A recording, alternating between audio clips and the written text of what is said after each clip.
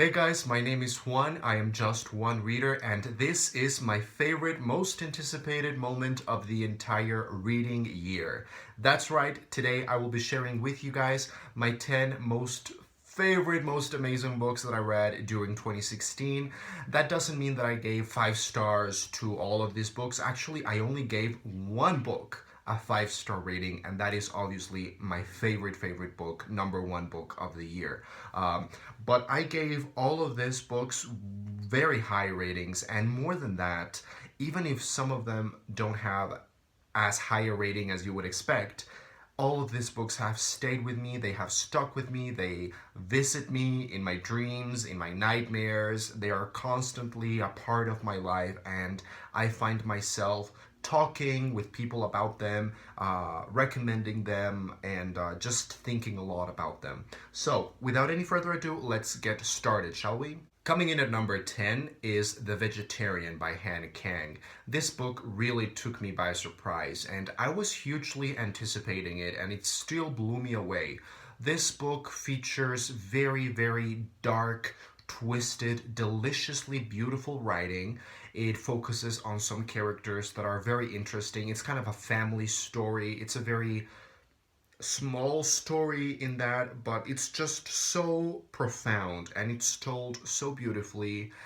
It's so textured and layered, and it just makes you feel a lot of great emotions. And I love the imagery in this book and the way that it focuses on the themes of mental illness, for example. I really liked it. Now, in 2016, I started reading more short story collections, and some pretty damn good ones at that. And coming in at number 9 is one of them.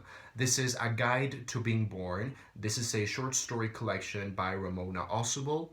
I read two things by Ramona Osubel this year, but this one was definitely the standout.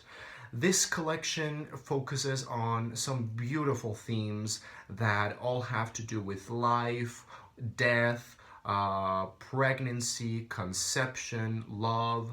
It sounds kind of cheesy, but it's really not. The writing style that Ramona Osubel uses in this collection is so pure and clean and white, very crisp, but at the same time it's so vibrant and musical. I really loved her writing style, and this is an author that I'm going to read more from her. I have one of her novels planned out for 2017, so here's hoping. Coming in at number 8 is The Dumb House by John Burnside, and yes, this book actually is as messed up and as good as everyone said it would be. John Burnside is another author that I am so glad that I discovered in 2016. His writing is fabulous. It's impeccable. It was like reading the most twisted tale, but in such a literary way, and just the writing style did not match with the horrors that he was telling. I loved the experience of reading it. I loved that this novel is so complex and so beautiful. It's so short and concise, and I have really learned to appreciate authors that can write wonderful books and make them concise and direct to the point. And man, I love this. I love reading books that tell me the story of someone's life, their complete history, from the moment they are born until the moment we find them in the story, or the moment they die. And I loved learning about this character. He was such a wonderful, interesting character, and we got to know where his mental illness, where his mental state came from. Coming in at number 7 is I Capture the Castle by Dodie Smith. This book was my first read of 2016, and ever since then, every time I walk by the bookshelf where this book is, I have a huge smile light up in my face. This book is so enchanting. I am so enamored with the quirkiness of the writing and the charismatic narrator. The characters are so funny and so deliciously written. I adore what Dodie Smith has created here. It's a beautiful coming-of-age story that features England, Englishness everywhere, and yeah, it's just a wonderful tale, and I would highly recommend it. This is a book that is very hard not to fall in love with. Coming in at number 6 is The Rabbitback Literature Society by Pasi Ilmari Jääskeläinen. I posted a separate review on this book, and the author himself posted a comment, and I just love that. I was very honored. This book was... I almost feel like this book was written for me. Like the author knew all the right boxes that he had to tick in order for me to enjoy this book as much as I did.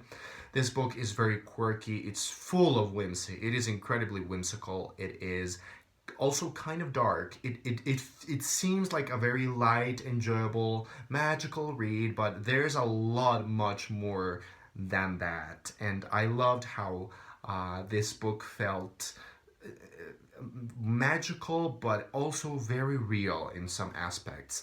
This book is not for everyone.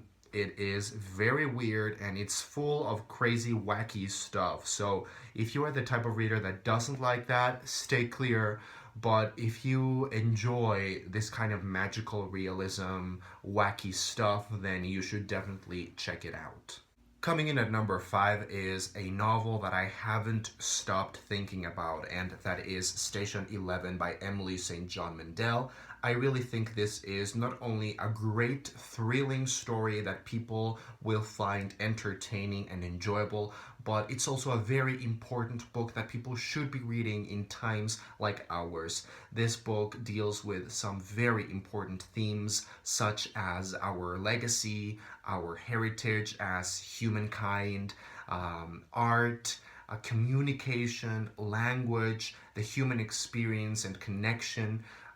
It's a very important but also very enjoyable book, and it's very short.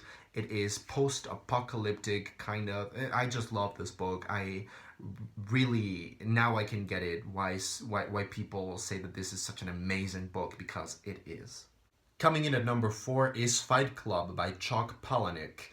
Oh man, I cannot believe I had never read this book or this author ever before, and I am ever so grateful because Stripped Cover Lit, Adrian and Dalton from Stripped Cover Lit, recommend this book almost in every video that they post.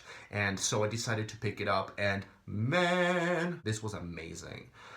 This book was very confusing and difficult at times, but ultimately I am so glad that I read it. It was such an enjoyable experience and such a literary experience. It was so intense. It made me think a lot about books and literature and how I see things, and I cannot wait to pick up more works by this author.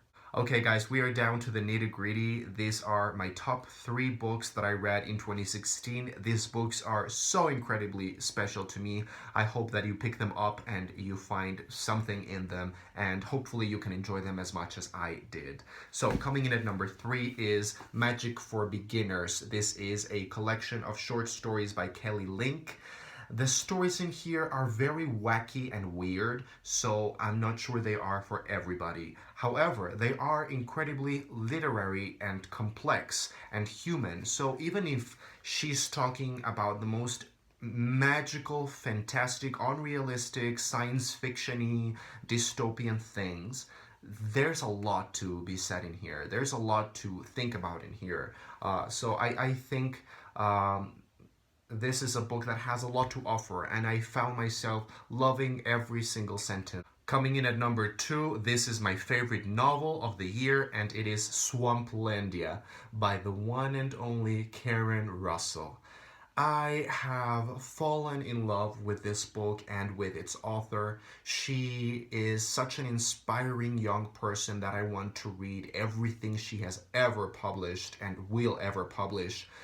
She is mesmerizing. The way that she writes is captivating. It's so lyrical and poetic and beautiful. It's like music for the ears, but at the same time, it's so poignant and so real, and it hits you right there in the gut where you don't want to be hit. And it's also hysterically funny and honest, and it's just the way that life is. I love her vision of things and the way that she portrays these characters' lives. Now, Swamplandia is a deeply unusual novel. It is so completely unique. And it's not perfect. I will not claim that this novel is perfect, but I will say that it is absolutely wonderful, and I loved it for what it was. Every single page was a complete delight to read. And yeah, this book is also very important because of the themes that it touches on and just the way that it's written. I really think this is going to be the next American classic. It's a book that I would like to teach in class, and I am not even American, but even so, I would love to teach this book in class because whoa. Whoa. And coming in at number one, this is my favorite book that I read in 2016. I think this book is so spectacular and so breathtakingly awesome that everybody should at least try it. And this is 10th of December, a short story collection by George Saunders. I had never read George Saunders ever before, and now I own 3 of his collections, and I really want to read them in 2017.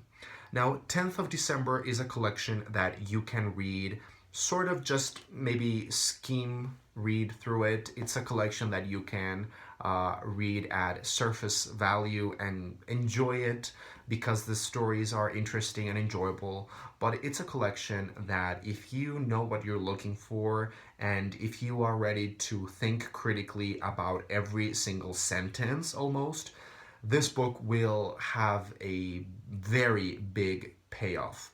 This book is so rewarding. George Saunders is an author that really honors and values the intelligence of his readers, so he will not make it easy. He will not make it easy for you. He will just drop you in the middle of a story without giving you any background information, any descriptions whatsoever. He will just drop you in the middle of the action and leave you to your wits, to your own devices, to figure everything out. It is such a rewarding experience, and I loved every single part of every single story in this collection. I could not be more in love with this author, these stories, and the experience of reading these stories was so unsettling, but so ultimately satisfying and wonderful that I could not love this book more than I do.